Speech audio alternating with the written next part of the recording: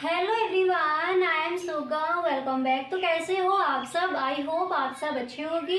स्वागत है आप सभी का आपके अपने एसपी स्टडी यूट्यूब चैनल पर। तो गाइस, आज हम इस वीडियो में देखने वाले हैं, जैसा कि आपने कमेंट किया था कि आपको, तो गाइस यहाँ पर आज हम लेकर आए हैं, जैसा कि आपने कहा था कि आपको अर्थशास्त्र के जो भी आपके महत्वपूर्ण क्वेश्चन हैं वो सारे ही प्रश्न आपको बताए जाएं एक ही वीडियो में।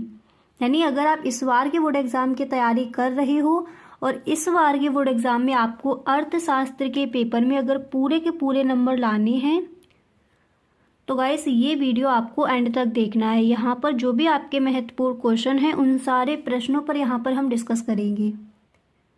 पहला प्रश्न आप देख सकते हो, अवसर लागत का क्या अर्थ है। वेरी मोस्ट इम्पोर्टेंट क्वेश्चन है इस बार के बोर्ड एग्जाम के लिए। तो अवसर लागत का क्या अर्थ है, चलिए इसको समझते हैं। और गाइस, जितने भी क्वेश्चंस यहाँ पर आपको दिए हैं साथ ही साथ इन सारे प्रश्नों को आप लिखते चलिए, ठीक है। तो देखिए अवसर लागत क्या है, हम इस तरह से लिखेंगे कि एक वस्तु की कुछ अधिक मात्रा प्राप्त करने के बदले दूसरे वस्तु की कुछ मात्रा को छोड़ना पड़ता है, इसे ही वस्तु की एक अतिरिक्त इकाई को प्राप्त करने की अवसर लागत कहते हैं। अब इसको दोबारा से समझिए कि अवसर लागत हम किसे कहेंगे। देखिए, एक वस्तु की कुछ अधिक मात्रा को प्राप्त करने के बदले दूसरे वस्तु की कुछ मात्रा को छोड़ना पड़ता है, इसे ही वस्तु की एक अतिरिक्त इकाई को प्राप्त करने की अवसर लागत कहते हैं। इस तरह से आप इस प्रश्न का आंसर लिखकर आएंगे, ठीक है। पहले हम देखेंगे कुछ अतिलघु उत्तरीय प्रश्न, इसके बाद जो आपके लघु उत्तरीय प्रश्न और विस्तृत उत्तरीय प्रश्न हैं उन पर डिस्कस करेंगे, ठीक है। तो अवसर लागत समझ आ गया। देखिए अब दूसरा प्रश्न कौन सा आपको तैयार करना है उसको देख लीजिए। तो क्वेश्चन नंबर 2 यहाँ पर दिया गया है कि अनियमित तटस्थता वक्र क्या है। अनियमित या फिर तटस्थता वक्र हम किसे कहेंगे। तो देखिए आप इस तरह से लिखोगे कि अनियमित यानी उदासीनता वक्र मात्राओं के उन संयोगों को प्रदर्शित करने वाले बिंदुओं का पथ होता है जिनके प्रति उपभोक्ता उदासीन रहता है। ये जो आपका प्रश्न है ये कई बार पूछा गया है, आप पेपर उठाकर देखना आपको वहाँ पर मिल जाएगा, ठीक है। मॉडल पेपर में भी ये क्वेश्चन कई बार रखा गया है। तो अनियमित तटस्थता वक्र क्या है, आप इस तरह से लिखोगे कि अनियमित वक्र मात्राओं के उन संयोगों को प्रदर्शित करने वाले बिंदुओं का पथ होता है जिनके प्रति उपभोक्ता उदासीन रहता है। इसके बाद यहाँ पर तीसरा प्रश्न आपका क्या दिया गया है उसको देख लीजिए। तो तीसरा क्वेश्चन यहाँ पर आप देख सकते हो दिया गया है कि उपभोक्ता संतुलन से क्या अभिप्राय है। वेरी मोस्ट इम्पोर्टेंट क्वेश्चन है आपका उपभोक्ता संतुलन, ठीक है। अतिलघु उत्तरीय प्रश्न में कई बार प्रश्न पूछा गया है।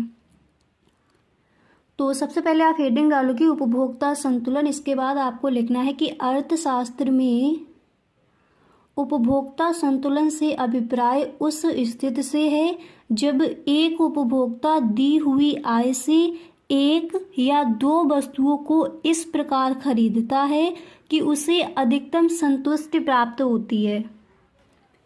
ये आप खुद से भी लिख सकते हो, ठीक है। उपभोक्ता संतुलन क्या है एक बार दोबारा से समझिए। देखिए आप इस तरह से लिखोगे कि अर्थशास्त्र में उपभोक्ता संतुलन से अभिप्राय उस स्थिति से है जब एक उपभोक्ता दी हुई आय से एक या दो वस्तुओं को इस प्रकार खरीदता है कि उसे अधिकतम संतुष्टि प्राप्त होती है। इस तरह से आप इस प्रश्न का आंसर लिख कर आओगे। इसके बाद यहाँ पर क्वेश्चन नंबर 4 आप देख सकते हो। यहाँ पर क्वेश्चन नंबर 4 आपका दिया गया है कि किसी वस्तु की पूर्ति का अर्थ लिखिए। जो आपके महत्वपूर्ण क्वेश्चन है उन्हीं प्रश्नों को यहाँ पर रखा गया है। तो किसी वस्तु की पूर्ति का अर्थ लिखिए। सबसे पहले आप हेडिंग डालोगे पूर्ति का अर्थ, बहुत ही ईजी है। तो आप इस तरह से लिखकर आओगे किसी वस्तु की पूर्ति से तात्पर्य वस्तु की उस मात्रा से है जिसको उत्पादक या विक्रेता एक निश्चित अवधि के दौरान एक निश्चित कीमत पर बेचने योग्य या बेचने के इच्छुक है, ठीक है। इस तरह से आप लिखोगे। समझ आ गया। पूर्ति यानी किसी वस्तु की पूर्ति का अर्थ क्या होता है, इसको दोबारा से देखिए। देखिए, किसी वस्तु की पूर्ति से तात्पर्य वस्तु की उस मात्रा से है जिसको उत्पादक या विक्रेता एक निश्चित अवधि के दौरान एक निश्चित कीमत पर बेचने योग्य या बेचने के इच्छुक है। अब इसी तरह से यहाँ पर आपका 5वां क्वेश्चन दिया गया है कि मांग की लोच को परिभाषित कीजिए। ठीक है, मांग की लोच को परिभाषित कीजिए। तो सबसे पहले आप हेडिंग डालोगे मांग की लोच, इसके बाद आप लिखोगे कि मार्शल के अनुसार, यानी जो आपके अर्थशास्त्री है मार्शल, इन्होंने मांग की लोच को किस तरह से परिभाषित किया है। ठीक है, तो मार्शल के अनुसार यहाँ पर कॉमा इन्वर्टेड कॉमा आपको बिगिन करना है, फिर आप लिखोगे कि बाजार में किसी, देखिए आपको इस तरह से लिखना है, बाजार में किसी वस्तु की मांग का अधिक या कम लोचदार होना इस बात पर निर्भर करता है कि एक निश्चित मात्रा में मूल्य के घट जाने पर मांग की मात्रा में अधिक वृद्धि होती है अथवा कम, तथा एक निश्चित मात्रा में मूल्य के बढ़ जाने पर मांग की मात्रा में अधिक कमी होती है या कम। ठीक है, अधिक कमी होती है या कम। ठीक है, इस तरह से। तो मांग की लोच क्या है, आई होप आपको समझ आ गया होगा। ठीक है, इस तरह से आप इस प्रश्न का आंसर लिख कर आओगे।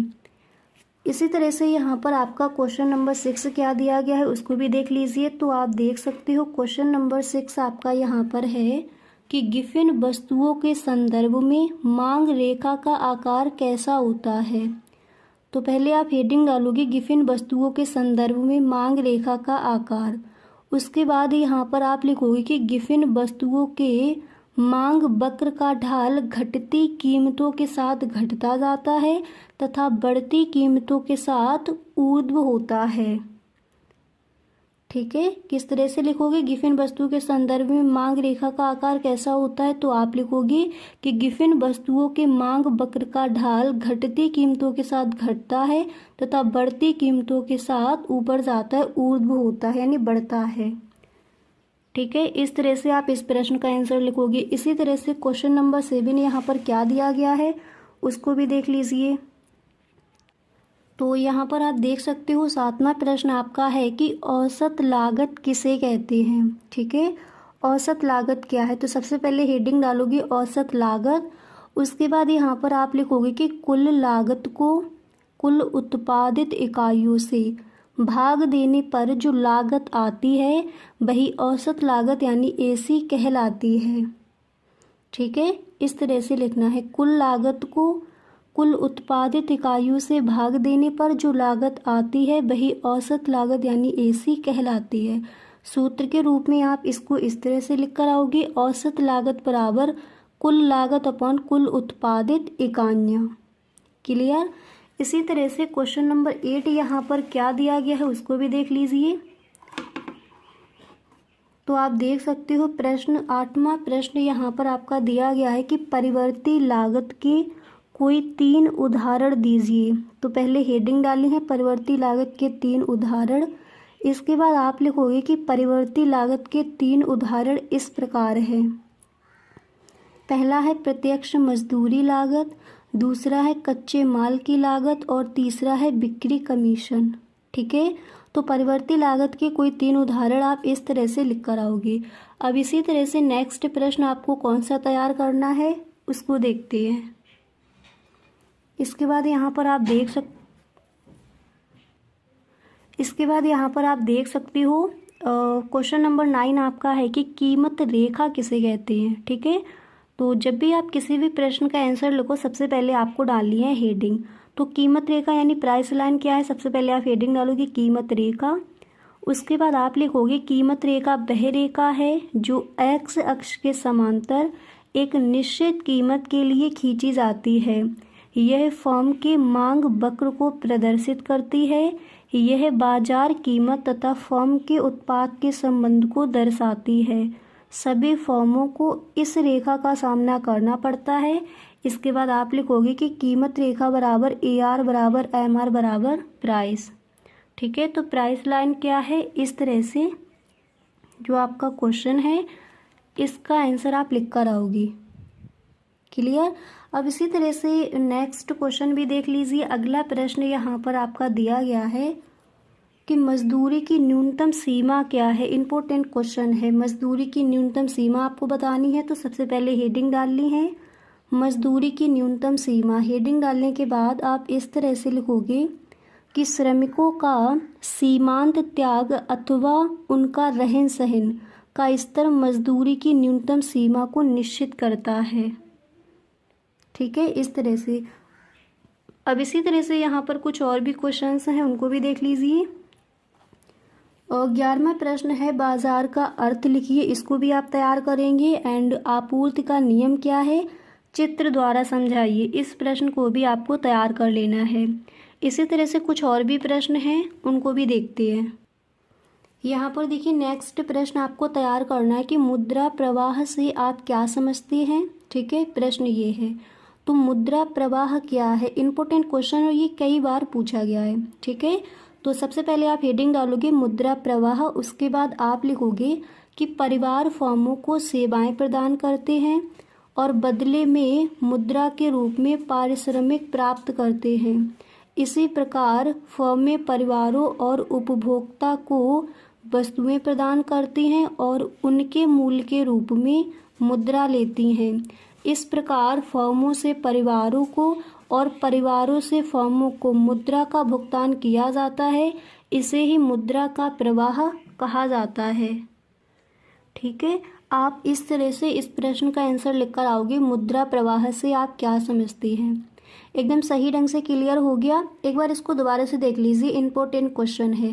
देखिए परिवार फर्मों को, फर्मों का मतलब होता है कोई उद्योग, कोई कंपनी, छोटा सा व्यवसाय, इस तरह से। ठीक है, तो परिवार फर्मों को सेवाएं प्रदान करते हैं। ठीक है, और बदले में मुद्रा के रूप में पारिश्रमिक प्राप्त करते हैं। ठीक है, इसी प्रकार फर्में परिवारों और उपभोक्ता को वस्तुएं प्रदान करती हैं और उनके मूल्य के रूप में मुद्रा लेती हैं। इस प्रकार फर्मों से परिवारों को और परिवारों से फर्मों को मुद्रा का भुगतान किया जाता है। इसे ही मुद्रा का प्रवाह कहा जाता है। आप इस तरह से लिख कर आओगे। आई होप सही ढंग से आपको समझ आ गया होगा कि मुद्रा प्रवाह क्या है। क्लियर। अब इसके बाद अगला प्रश्न क्या है उसको भी देख लीजिए। इंपॉर्टेंट क्वेश्चन ये भी है आपका कि राष्ट्रीय आय से आप क्या समझते हैं। ठीक है, तो राष्ट्रीय आय क्या है उसको देखते हैं। आप सबसे पहले हेडिंग डालोगे राष्ट्रीय आय। इसके बाद आपको लिखना है कि जैसे किसी उत्पादन की एक इकाई की वास्तविक उत्पत्ति का अनुमान प्रतिवर्ष लगाया जाता है, वैसे ही किसी एक राष्ट्र की समस्त उत्पत्ति यानी समस्त व्यक्तियों की उत्पत्ति के योग का अनुमान लगाया जाता है। यह संपूर्ण उत्पत्ति उस राष्ट्र की राष्ट्रीय आय या लाभांश होती है। ठीक है, तो राष्ट्रीय आय या फिर लाभांश क्या है, आप इस तरह से लिख कर आओगे। समझ आ गया। अब इसी तरह से यहाँ पर नेक्स्ट क्वेश्चन आप कौन सा तैयार करोगे उसको देख लीजिए। अगला प्रश्न यहाँ पर दिया गया है, आप देख सकते हो कि मुद्रा क्या है, मुद्रा को परिभाषित कीजिए। क्वेश्चन आपका दिया गया है कि मुद्रा क्या है, मुद्रा को परिभाषित कीजिए। अतलग उत्तरीय प्रश्न में कई बार ये क्वेश्चन पूछा गया है। ठीक है, तो देखिए मुद्रा क्या है, आप लिखोगे मुद्रा एक ऐसी वस्तु है जो समाज में विनिमय के माध्यम, मूल्य के मापक, स्थगित भुगतानों के मान तथा मूल्य के संचय के माध्यम के रूप में स्वतंत्र, विस्तृत तथा सामान्य रूप से लोगों के द्वारा स्वीकार की जाती है। ठीक है, इस तरह से आप लिखकर आओगे मुद्रा क्या है, मुद्रा को परिभाषित कीजिए। इसकी जो परिभाषा है आप इस तरह से लिखोगे, मुद्रा एक ऐसी वस्तु है जो समाज में विनिमय के माध्यम, मूल्य के मापन, स्थगित भुगतानों के मान तथा मूल्य के संचय के माध्यम के रूप में स्वतंत्र, विस्तृत तथा सामान्य रूप से लोगों के द्वारा स्वीकार की जाती है। इसी तरह से यहाँ पर आपका अगला प्रश्न कौन सा आप तैयार करोगे उसको देख लीजिए। नेक्स्ट क्वेश्चन है कि प्रत्यक्ष विनिमय प्रणाली से क्या आशय है। आप पहले हेडिंग डालोगे प्रत्यक्ष विनिमय प्रणाली। इसके बाद आपको लिखना है कि वस्तुओं एवं सेवाओं के प्रत्यक्ष रूप से आदान प्रदान को प्रत्यक्ष विनिमय कहते हैं। इसके बाद आप लिखोगे कि यही वस्तु विनिमय प्रणाली कहलाती है, या फिर इसी को हम वस्तु विनिमय प्रणाली कहते हैं। उदाहरण के लिए आप लिखोगे गेहूं से चीनी की अदल बदल। ठीक है। इसके बाद यहाँ पर नेक्स्ट क्वेश्चन आपका दिया गया है कि उपभोग सीमांत प्रवृत्ति क्या होती है। इम्पोर्टेंट क्वेश्चन है और ये कई बार पूछा गया है। तो उपभोग सीमांत प्रवृत्ति क्या होती है इसको समझिए। देखिए, सबसे पहले आपको हेडिंग डालनी है उपभोग सीमांत प्रवृत्ति। हेडिंग डालने के बाद आप लिखोगे कि आय में वृद्धि या कमी, और उपभोग में वृद्धि या कमी के अनुपात को उपभोग सीमांत प्रवृत्ति यानी MPC कहते हैं। यही सूत्र में भी बताया गया, सीमांत उपभोग प्रवृत्ति बराबर उपभोग में वृद्धि अपॉन आय में वृद्धि, यानी आय में वृद्धि या कमी या फिर उपभोग में वृद्धि या कमी के अनुपात को ही हम सीमांत प्रवृत्ति कहते हैं, उपभोग सीमांत प्रवृत्ति कहते हैं। तो इसको खुद से आप बनाकर इसका सूत्र लिख सकते हो कि सीमांत उपभोग प्रवृत्ति बराबर क्या हो जाएगा, उपभोग में वृद्धि अपॉन आय में वृद्धि। ठीक है। गणितीय रूप में अगर आपको लिखना है तो आप इसको इस तरह से लिख कर आओगे कि MPC बराबर क्या हो जाएगा, delta C upon delta Y. ठीक है। इसके बाद यहाँ पर अगला प्रश्न आप देख सकते हो। नेक्स्ट क्वेश्चन आपको ये तैयार कर लेना है कि बेरोजगारी क्या है। ये क्वेश्चन अतलग उत्तरीय प्रश्न में पूछा गया है कई बार। बेरोजगारी क्या है, चलिए इसको समझते हैं। सबसे पहले आप हेडिंग डालोगे बेरोजगारी। जब इस प्रश्न का आपको आंसर लिखना हो तो फर्स्ट आप हेडिंग डालोगे। ठीक है, बेरोजगारी। इसके बाद देखिए, जब किसी अर्थव्यवस्था में उन सभी लोगों को जो कार्य करने के इच्छुक और योग्य हों को उनकी योग्यता अनुसार प्रचलित मजदूरी पर कार्य नहीं मिल पाता तो उस स्थिति को बेरोजगारी कहते हैं। इस प्रश्न का आंसर आप खुद से भी लिख सकते हो। ठीक है, किस तरह से लिखना है, बेरोजगारी क्या है, जब किसी अर्थव्यवस्था में उन सभी लोगों को यानी जो कार्य करने के इच्छुक या फिर योग्य हों उन सभी लोगों को उनकी योग्यता अनुसार प्रचलित मजदूरी पर कार्य नहीं मिल पाता तो उस स्थिति को हम बेरोजगारी कहते हैं। क्लियर, इस तरह से। इसके बाद यहाँ पर नेक्स्ट क्वेश्चन आपको कौन सा तैयार करना है उसको भी देख लीजिए।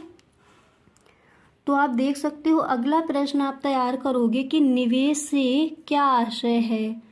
सबसे पहले हेडिंग डालनी है निवेश। ठीक है, उसके बाद आप लिखोगे निवेश से अभिप्राय उन व्ययों से है जिनके द्वारा पूंजीगत पदार्थों जैसे मशीन, औजार निर्माण हेतु कच्चा माल, भवन आदि के भंडारों में वृद्धि की जाती है, उसे हम कहते हैं निवेश करना।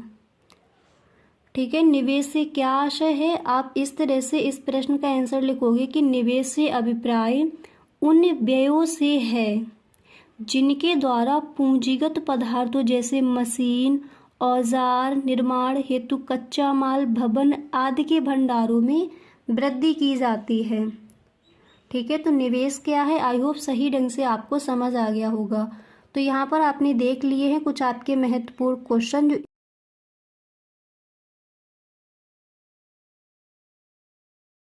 जो सारे प्रश्न आपको बताए जाएं। ठीक है, तो पहले हम यहाँ पर देखेंगे जो आपके बहुविकल्पीय प्रश्न दिए जाते हैं, यानी जो आपके ऑब्जेक्टिव क्वेश्चन कौन कौन से इंपॉर्टेंट हैं इस बार के बोर्ड एग्जाम के लिए, उन सब पर पहले हम डिस्कस करेंगे। इसके बाद जो आपके इंपॉर्टेंट क्वेश्चन हैं जैसे जो आपके very short answer type question पूछे जाते हैं उन सारे प्रश्नों पर भी यहाँ पर हम डिस्कस करेंगे। तो आपको ये वीडियो पूरा देखना है। इस वीडियो को गाइस आप बिल्कुल भी स्किप ना करें। अगर अर्थशास्त्र के पेपर में इस बार आपको पूरे के पूरे नंबर लाने हैं तो वीडियो को आपको बिल्कुल भी स्किप नहीं करना है। क्लियर, तो यहाँ पर देखिए पहला आपका दिया गया है कि प्रभावी मांग की संकल्पना दी थी। जो भी यहाँ पर आपको ये बहुविकल्पीय प्रश्न दिए जाएंगे सारे ही प्रश्न इस बार के बोर्ड एग्जाम के लिए इम्पोर्टेंट हैं। ठीक है, तो साथ ही साथ इन सारे प्रश्नों को आप लिखते चलिए। तो प्रभावी मांग की संकल्पना दी थी, किसने दी थी, एडम स्मिथ, मार्शल, जेबी से या फिर कीन्स ने। तो प्रभावी मांग की जो संकल्पना है वो किसने दी थी, कीन्स ने, यानी यहाँ पर जो डी नंबर पर आपका ऑप्शन है यही हो जाएगा आपका राइट ऑप्शन। ठीक है, साथ ही साथ इन प्रश्नों को आप याद करते चलिए। तो जो प्रभावी मांग की संकल्पना है वो किसने दी थी? कीन्स ने। क्लियर। अब इसी तरह से यहाँ पर जो आपका सेकंड क्वेश्चन है वो क्या दिया गया है उसको देख लीजिए। तो यहाँ पर आप देख सकते हो जो क्वेश्चन नंबर आपका 2 है, तो वो यहाँ पर दिया गया है कि निम्नलिखित में कौन सी समष्टि अर्थशास्त्र की विषय वस्तु है। तो समष्टि अर्थशास्त्र क्या होता है? बड़ा अर्थशास्त्र यानी विशाल अर्थशास्त्र। ठीक है, तो प्रश्न है कि निम्नलिखित में से कौन सी समष्टि अर्थशास्त्र की विषय वस्तु है। ठीक है, मांग का नियम, राष्ट्रीय आय, प्रतिफल के नियम या फिर लगान सिद्धांत। तो हमें पता है राष्ट्रीय आय। क्यों? क्योंकि समष्टि अर्थशास्त्र के अंतर्गत हम पूरी राष्ट्र की जो आय है उसका अध्ययन करते हैं। ठीक है, क्योंकि इसको हम कहते हैं विशाल अर्थशास्त्र। तो इसमें कौन सा ऑप्शन सही हो जाएगा? सेकेंड वाला जो बी नंबर पर ऑप्शन है यही हो जाएगा आपका राइट ऑप्शन। तो निम्नलिखित में से कौन सी समष्टि अर्थशास्त्र की विषय वस्तु है? राष्ट्रीय आय। ठीक है, प्रभावी मांग की संकल्पना किसने दी थी? कीन्स ने। याद हो गए दोनों। इसी तरह से तीसरा प्रश्न आप कौन सा तैयार करोगे उसको भी देखते हैं। तो तीसरा क्वेश्चन आपको यहाँ पर ये तैयार कर लेना है कि समष्टि अर्थशास्त्र के अभ्युदय का श्रेय जाता है, किसको जाता है? मार्शल को, रॉबिन्स को, कीन्स को या फिर पीगू को। तो समष्टि अर्थशास्त्र के अभ्युदय का जो श्रेय है वो किसे जाएगा? कीन्स को। यानी सी नंबर पर जो ऑप्शन है यही हो जाएगा आपका राइट ऑप्शन। क्लियर। अब इसी तरह से यहाँ पर अगला प्रश्न क्या दिया गया है उसको समझते हैं। तो आप देख सकते हो जो आपका क्वेश्चन नंबर 4 है वो क्या है। तो क्वेश्चन नंबर 4 यहाँ पर आपका दिया गया है कि मुद्रा की मांग तथा ब्याज की दर में संबंध होता है। कैसा होता है? प्रत्यक्ष होता है, विपरीत होता है, अप्रत्यक्ष होता है या फिर स्थिर होता है। तो मुद्रा की मांग तथा ब्याज की दर में कैसा संबंध होता है? विपरीत संबंध होता है। ठीक है, यानी बी नंबर पर जो ऑप्शन है यही हो जाएगा आपका राइट ऑप्शन। अब इसी तरह से यहाँ पर आप देख सकते हो जो आपका क्वेश्चन नंबर नेक्स्ट है वो क्या दिया गया है। तो यहाँ पर क्वेश्चन नंबर 5 आपका है कि विदेशी व्यापार में घाटा होता है जब, ऑप्शन है आयात घटते हैं, बी नंबर पर है निर्यात घटते हैं, सी नंबर पर है आयात निर्यात से कम होता है या फिर निर्यात आयात से कम होता है। तो यहाँ पर आपका कौन सा ऑप्शन राइट हो जाएगा? तो यहाँ पर जो डी नंबर पर है निर्यात आयात से कम होता है। क्वेश्चन आपका क्या था कि विदेशी व्यापार में घाटा होता है जब निर्यात आयात से कम होता है, यानी जो डी नंबर पर ऑप्शन है वही आपका हो जाएगा राइट ऑप्शन। यहाँ तक समझ आ गया। अब इसी तरह से अगला प्रश्न आपका क्या दिया गया है उसको भी देख लीजिए। तो आप देख सकते हो जो आपका नेक्स्ट प्रश्न है क्वेश्चन नंबर 6 यहाँ पर दिया गया है कि नगद कोष अनुपात का निर्धारण किया जाता है। कैसे किया जाता है? सरकार द्वारा, व्यापारिक बैंकों द्वारा, केंद्रीय बैंक द्वारा या फिर इन सभी के द्वारा। तो हमें पता है कि नगद कोष अनुपात का जो निर्धारण है तो केंद्रीय बैंक द्वारा किया जाता है, यानी जो सी नंबर पर हमारा ऑप्शन है यही हमारा हो जाएगा राइट ऑप्शन। नगद कोष अनुपात का निर्धारण केंद्रीय बैंक द्वारा किया जाता है। विदेशी व्यापार में घाटा होता है जब निर्यात आयात से कम होता है। ठीक है, इसी तरह से अगला प्रश्न कौन सा है उसको देखते हैं। ये जो आपका क्वेश्चन है वेरी वेरी मोस्ट इम्पोर्टेंट है कि केंद्रीय बैंक की नीति कहलाती है। इस पर आंसर भी हम याद कर चुके हैं। तो सबको पता है कि केंद्रीय बैंक की नीति मौद्रिक नीति कहलाती है। ठीक है, और यहाँ पर ऑप्शन क्या थे? राजकोषीय नीति, विदेशी विनिमय नीति या फिर व्यापार नीति। तो केंद्रीय बैंक की नीति मौद्रिक नीति कहलाती है। क्लियर। इसी तरह से यहाँ पर कुछ और भी प्रश्न हैं उनको भी देखते हैं। तो जो आपका अगला प्रश्न है क्वेश्चन नंबर 8, यहाँ पर देखिए जो क्वेश्चन नंबर 8 है यहाँ पर आपका क्या दिया गया है कि दीर्घ काल में उत्पादन के कितने साधन स्थिर होते हैं। दीर्घ काल में उत्पादन के कितने साधन स्थिर होते हैं? तो यहाँ पर ऑप्शन है कम से कम 1, 2, कोई नहीं, सभी।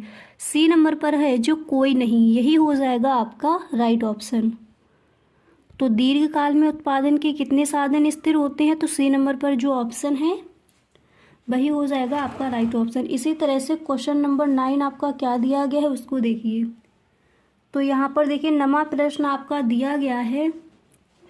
देखिए क्वेश्चन नंबर 9 यहाँ पर है कि निम्नलिखित में से किसे पूंजीगत वस्तुओं में सम्मिलित किया जाता है। तो किसे किया जाता है, ए नंबर पर ऑप्शन है टेलीविजन सेट, बी नंबर पर है स्टील की चादर, सी नंबर पर है चाय पत्ती और इसी तरह से डी नंबर पर आपका ऑप्शन है उपकरण। तो हमें पता है कि निम्नलिखित में से यहाँ पर आपका क्वेश्चन इस तरह से था कि निम्नलिखित में से किसे पूंजीगत वस्तुओं में सम्मिलित किया जाता है। तो कौन सा ऑप्शन सही हो जाएगा, डी नंबर उपकरण। ठीक है, इसी तरह से यहाँ पर नेक्स्ट क्वेश्चन आपका क्या दिया गया है उसको भी देख लीजिए। तो अगला जो प्रश्न है यानी क्वेश्चन नंबर 10 यहाँ पर है। गाइस अगर अभी तक आप इस वीडियो में बने हुए हो तो आई होप ये वीडियो आपको पसंद आ रहा होगा। अगर सच में गाइस आपको ये वीडियो अच्छा लग रहा है तो आप इस वीडियो को एक लाइक जरूर कर दें, और यदि आप इस चैनल पर पहली बार आए हो तो इस चैनल को सब्सक्राइब कर लेना एंड बेल आइकन को भी प्रेस कर देना ताकि वीडियो की जो भी नोटिफिकेशन हो वो सबसे पहले आपके पास पहुंचे। अब यहाँ पर देखिए क्वेश्चन नंबर जो 10 है वो क्या दिया गया है कि विदेशी व्यापार में घाटा होता है तब क्या होता है, आयात घटते हैं, बी नंबर पर है निर्यात घटते हैं, सी नंबर पर है आयात निर्यात से कम होता है, या फिर निर्यात आयात से कम होता है। तो जब विदेशी व्यापार में घाटा होता है तो क्या होता है, निर्यात आयात से कम होता है। ये क्वेश्चन ऊपर भी हम देख चुके हैं। ठीक है, इम्पोर्टेंट है तो सही ढंग से आप इसको तैयार कर लेंगे। अब इसी तरह से कुछ आपके इम्पोर्टेंट क्वेश्चन भी हैं, उनको भी देख लेते हैं।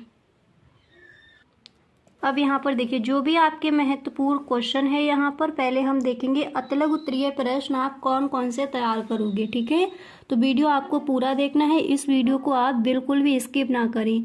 तो पहला प्रश्न आप तैयार करोगे अतलग उत्तरीय प्रश्न में कि अल्पकाल एवं दीर्घकाल में भेद कीजिए। क्लियर, सारे प्रश्नों को साथ ही साथ लिखते चलिए। अगर आपको स्क्रीनशॉट लेना है तो बाद में आप ले लीजिए। अल्पकाल एवं दीर्घकाल में भेद कीजिए, बजट रेखा को परिभाषित कीजिए। इसी तरह से यहाँ पर जो तीसरा प्रश्न है दिया गया है व्यष्टि अर्थशास्त्र क्या है। ठीक है, या फिर व्यष्टि अर्थशास्त्र की परिभाषा दीजिए। व्यष्टि अर्थशास्त्र से आप क्या समझते हैं, और यही क्वेश्चन आपका अगर लघु उत्तरीय प्रश्न में पूछा जाता है तो इस तरह से पूछा जाएगा व्यष्टि अर्थशास्त्र और समष्टि अर्थशास्त्र में अंतर बताइए। ठीक है, तो व्यष्टि अर्थशास्त्र और समष्टि अर्थशास्त्र क्या है, सही ढंग से इन दोनों को आपको तैयार कर लेना है। इसी तरह से क्वेश्चन नंबर 4 है कि उत्पादन की स्थिर लागत से क्या तात्पर्य होता है, इसको तैयार करेंगे। ये क्वेश्चन जो इस बार आपका बोर्ड एग्जाम हुआ था उसमें आस्क किया गया था कि पूर्ण प्रतियोगिता की कोई 3 विशेषताएं लिखिए। ठीक है, इस तरह से प्रश्न आया था, पूर्ण प्रतियोगिता की विशेषताएं बताइए। इम्पोर्टेंट है, सही ढंग से इसको भी आप तैयार कर लीजिए। ठीक है, इसी तरह से यहाँ पर नेक्स्ट क्वेश्चन आपको कौन सा तैयार करना है अतलग उत्तरीय प्रश्न में उसको देखिए। अगला प्रश्न आप तैयार करोगे कि औसत भौतिक उत्पाद से क्या आशय है। 7वां प्रश्न है कि बाजार का अर्थ लिखिए एंड 8वां क्वेश्चन है कि भुगतान शेष संतुलन से क्या तात्पर्य होता है। इन प्रश्नों को आप तैयार कर लेंगे अतलग उत्तरीय प्रश्न में। ठीक है, तो अगर आपको यहाँ पर इसका स्क्रीनशॉट लेना है तो स्क्रीनशॉट भी आप ले सकते हो। अब इसके बाद यहाँ पर देखिए जो आपके शॉर्ट आंसर टाइप क्वेश्चन आज किए जाते हैं वो आप कौन कौन से तैयार करोगे, यानी लघु उत्तरीय प्रश्न अर्थशास्त्र के पेपर में कौन कौन से इंपॉर्टेंट हैं उनको देखते हैं। तो नमा क्वेश्चन यहाँ पर आप देख सकते हो दिया गया है कि उपर्युक्त रेखा चित्र द्वारा औसत लागत और सीमांत लागत के संबंध को प्रदर्शित कीजिए। तो इसको आप तैयार कर लेंगे, उपर्युक्त रेखा चित्र द्वारा औसत लागत और सीमांत लागत के संबंध को प्रदर्शित कीजिए। और 10वां प्रश्न आप यहाँ पर देख सकते हो दिया गया है कि लागत फलन की संकल्पना क्या है। Very very most important question है लागत फलन की संकल्पना। इसी तरह से 11वां प्रश्न यहाँ पर क्या दिया गया है उसको देखते हैं। तो 11वां प्रश्न आप तैयार करोगे एक आगत का सीमांत उत्पाद क्या होता है। एक आगत का सीमांत उत्पाद क्या होता है। 12वां प्रश्न है उपभोग की सीमांत प्रवृत्ति क्या है। 13वां प्रश्न है मौद्रिक प्रवाह क्या है। और इसी तरह से 14वां क्वेश्चन है चित्र की सहायता से नियंत्रित कीमत को समझाइए। तो लघु उत्तरीय प्रश्न में आप ये तैयार कर लेंगे। इसी तरह से विस्तृत उत्तरीय प्रश्न में आपको कौन कौन से क्वेश्चन तैयार करने हैं उनको देखते हैं।